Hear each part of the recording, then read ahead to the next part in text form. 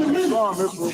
I'm Captain LeBron, Israelite School of GEN, the Commander GEN.YAHANNA. Invite all Black Israeli meeting out to the 5th annual Fire Weekend. Shalom, Israel. Come to the Fire Weekend, man, in Chicago. Midwest Fire Weekend. You know how we get down. July 21st to the 24th. We're going to be in Chicago. Step back from the flame. You got a lot more to lose, man. It's under the Midwest Ross in set, captain for $13,000.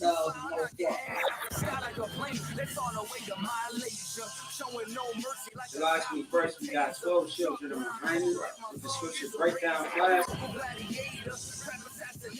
followed by Captain Tagaria and Captain Kapazov across the line ring.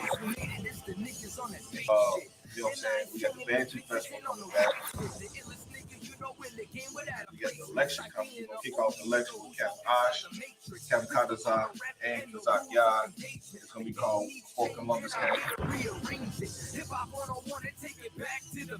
On the 24th of July, we're going to be doing the Black and Brown Unity Cookout. Shalom, Israel, to all my Blacks, Hispanics, and Native Indians. From July 21st through the 24th, we're going to be holding the Midwest Fire Weekend. On July 21st, we hold a scripture breakdown with none other than 12 Shield General Muhammad from 6 p.m. to 8 p.m., followed by Cross the Line Radio. On July 22nd, we're going to be having camp on the Magnificent Mile from 11 a.m. to 5 p.m. And guess what? Commanding General Yahanna will be speaking at 3 p.m. We're going to be located at 401 North Michigan Avenue, Chicago, Illinois. After that, we're going to have the Before Columbus Came lecture from 6 p.m. to 9:30 p.m. located on 9909 Roosevelt Road, Suite 100. On July 23rd, you can catch us at the Bantu Festival from 10 a.m. to 10 p.m. We're going to be located at 1130 Midway Place Park, Chicago, Illinois. And then last but not least, we're going to be having the Black and Brown Unity Cookout from 12 p.m. to 8 p.m. located at Douglas Park, 1200 West 12th Place.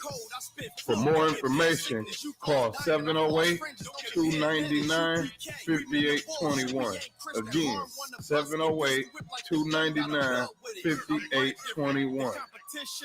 Also, if you would like to help out and support this troop and brotherhood, go to the Midwest Fire Weekend Black and Brown GoFundMe account and make a generous donation.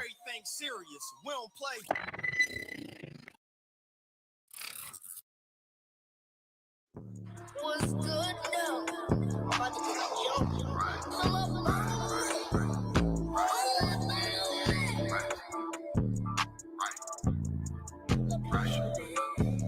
Yeah, I changed for the better, but that old nigga on the foot.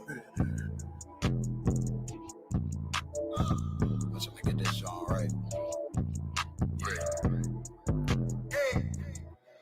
Yeah, I changed for the better, put that old nigga in the shredder. But however, I could never take a step back for my pleasure. Change the weather, Ruger 5.7 on my dresser. Clip full with a lot of pressure. I forget that I made a special. I don't care, so I don't remember hitting treasures in my lecture. New texture, but the same message. Think rich, no think better. Chevy boy, I don't need a Porsche. Bucket clean and I feed the horse. Pull up on me, lose a bitch, ain't nothing to me. Ben Simmons, they ain't fucking with me. Take sides, you was set hopping. Heat on, you was flip flopping. On the come up, then he start watching. We open doors like fuck knocking. Yeah, she see it and they don't believe it. Spit fire in my heart anemic. Make a choice, get in the van. Take a ground and become a man. You pussy, I'm straightforward. Take orders, give orders, bend corners, set orders. Niggas fold like rich quarter. Lifelong, but my temp shorter.